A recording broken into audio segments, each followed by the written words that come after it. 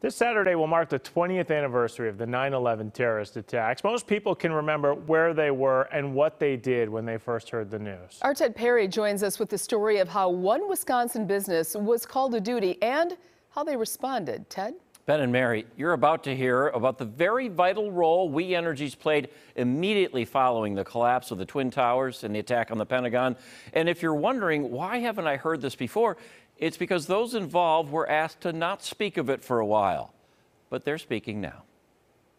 So yeah, if you just want to let me know, throw me an email. With her soothing voice and a knack for facts, Annette Bennett is just the person you want on the other end of a phone call when time and accuracy matter. And then I'm sending it to you. They're traits that come in handy in her job as a right-of-way analyst for We Energies. Thank you so much for doing that. And they are skills that were crucial on a September morning 20 years ago. Brings up a lot of sadness, though, when I think about it, too.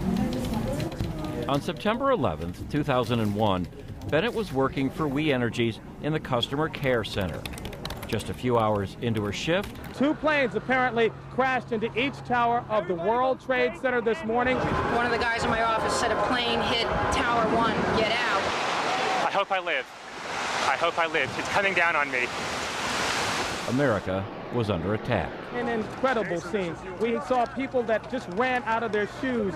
The world was changing before our eyes. I felt the need to do something. Michelle Waters woke up that day in a good mood, and why shouldn't she have? It was her birthday, and she had plans that night. Plans that would have to wait. The Department of Justice had asked that We Energies assist with taking calls from the families of potential victims. At the scene of the attacks, people held signs, hoping to connect or get information about loved ones. In a similar way, through a private company based here in Milwaukee, the government was asking the utility company to set up and staff a 24-hour hotline to process calls from families of the thousands of people missing and feared dead. It wasn't what We Energies was built to do. They said yes anyway. It was a very short stroke. You know, we got contacted in the morning.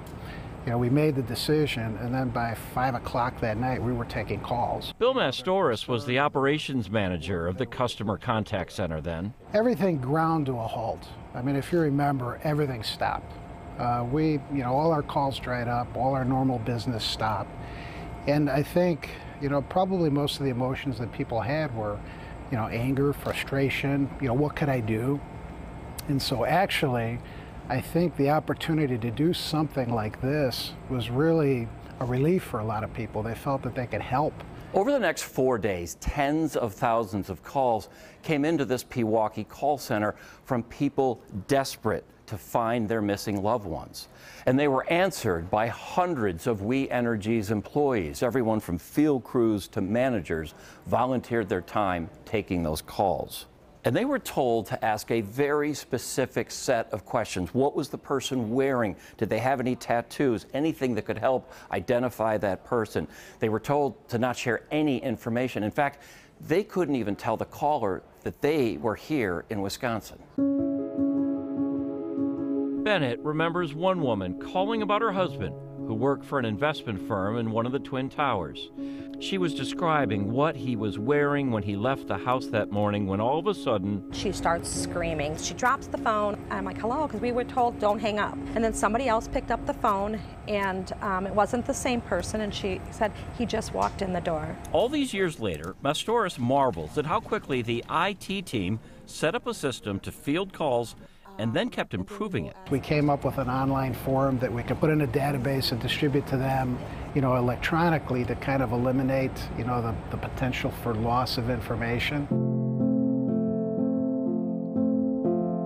But what technology could not do was bring closure. They heard the fear, the pain, the uncertainty in every call, and not knowing if loved ones ever reunited took its toll. Just wondering, are these people alive and are they okay? Will the people that have called into our care center be able to connect with their loved ones again? That was overwhelming. Mark A. Britzman. Paul Gary Bristow. It's a void they are reminded of each year when the names of the victims are read out loud on the anniversary. Subconsciously, I think, did I talk to them? Did I talk to that wife? Because I don't remember names. I don't remember specifics. Did I talk to them? Was that not a happy ending? Did their loved one not walk through the door? With each passing year, the memories fade a little bit more.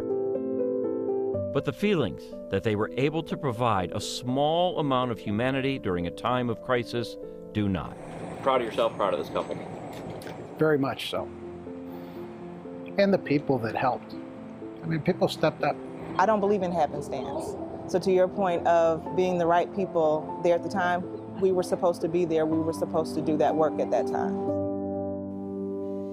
And they did it well. All the people you just heard from worked for We Energies that day. They still work for We Energies today. All of them stressed to me separately how impressed they were with their colleagues that week. More than 700 employees in total took their turns around the clock answering those very painful phone calls.